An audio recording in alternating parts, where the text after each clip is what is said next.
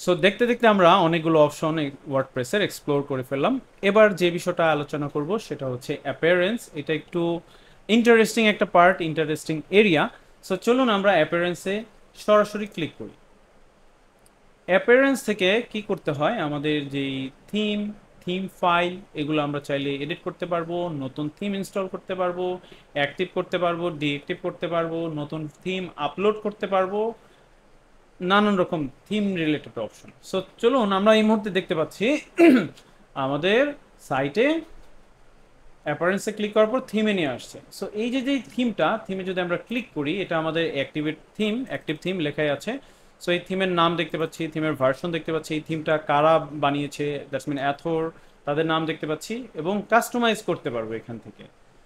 So এটা হচ্ছে active theme. আমরা যদি কাস্টমাইজ করতে চাই, কোনো রকম পরিবর্তন আনতে চাই, তাহলে এখান থেকে আমরা গিয়ে পরিবর্তন করতে পারবো। কাস্টমাইজেশন রিলেটেড অন্য ভিডিও থাকবে আমাদের ইউটিউব চ্যানেলে, সেখান থেকে আপনারা দেখে নিতে পারবেন। আর আমরা যদি নতুন কোনো থিম অ্যাক্টিভ করতে চাই, এইখানে যে কটা থিম আমরা দেখতে পাচ্ছি সেটা হচ্ছে আমাদের ওয়ার্ডপ্রেসের অলরেডি ইনস্টল করা আছে। সো এই জন্য আমরা চাইলে কি করতে পারবো, ক্লিক করে অ্যাক্টিভ করে নিতে পারবো। ওকে, সো এটা বোঝা গেছে। চাইলে কোনো থিম আমরা ডিলিট করতে পারবো, সেটা দেখি কিভাবে থিম ডিলিট করতে হয়। এই থিমটা অন করে এই যে নিচে দেখছি অ্যাক্টিভ অ্যান্ড ডিলিট, সো সেটাই ডিলিট বাটনে চাপ দিলে একটা নোটিফিকেশন আসবে, কনফার্মেশন, ওকে দিব, আমাদের থিমটা ডিলিট হয়ে যাবে। তবে মনে রাখতে হবে অ্যাক্টিভ থিম আমরা ডিলিট করতে পারবো না। যদি যেই থিমটা আমাদের অ্যাক্টিভ করা আছে সেটা যদি ডিলিট করতে চাই, আমাদের অন্য একটা থিম অ্যাক্টিভ করতে হবে, তারপরে সেই থিমটা আমরা কি করতে পারবো, ডিলিট করতে পারবো। এখন এডিটরে যাই।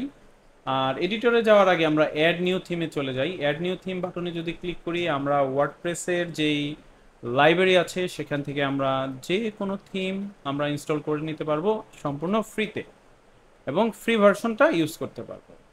যদি ওই থিমের পেইড ভার্সন থাকে, আপনাকে আপগ্রেড করে নিতে হবে। আর পেইড ভার্সন ইউজ যদি না করতে চান, ফ্রি ভার্সন ইউজ করতে পারবেন। সো এখানে আমাদের দেখেন 6594 থিম ওদের লাইব্রেরিতে আছে, অনেক থিম। সো আপনি কীরকম থিম চাচ্ছেন, সো এই দেখেন এগুলো আমাদের ইনস্টল করা আছে। আমরা যদি নতুন একটা থিম ইনস্টল করতে চাই তাহলে আমরা করতে পারবো। চলেন আমরা 2027 এই থিমটা আমরা ইনস্টল করি। তাহলে ইনস্টল করার জন্য কি করতে হবে, আপনি যেটা চান এখানে নামও লিখতে পারবেন, যে কোনো লিখতে পারেন, PORTFOLI, ও পোর্টফোলিও লেখেন, দেখেন পোর্টফোলিও নামে কোনো থিম আছে কিনা, একটু সময় নেবে। হ্যাঁ, পোর্টফোলিও পোর্টফোলিও রিলেটেড অনেক থিম আছে যেটা আমরা দেখতে পাচ্ছি। সো আপনাদের যেটা ভালো লাগে আপনারা সেটা ইনস্টল করে নিতে পারেন। সো আমরা আসলে কি করব, ইজি নর্মাল ছোট একটা থিম ইনস্টল করে আপনাদেরকে দেখাবো কিভাবে থিম ইনস্টল করতে হয় এবং অ্যাক্টিভ করতে হয়। সো চলুন আমরা পপুলারে চলে যাই। এখান থেকে যে 27 থিমটা আছে সেটা ইনস্টল করব।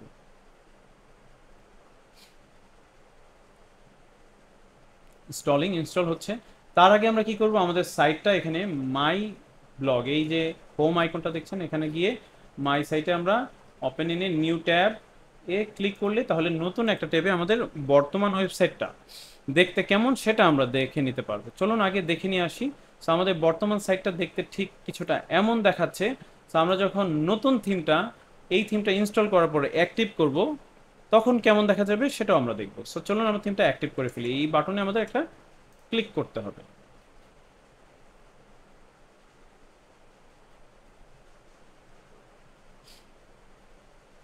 ওকে, আমাদের কিন্তু থিমটা অ্যাক্টিভেট হয়ে গেছে।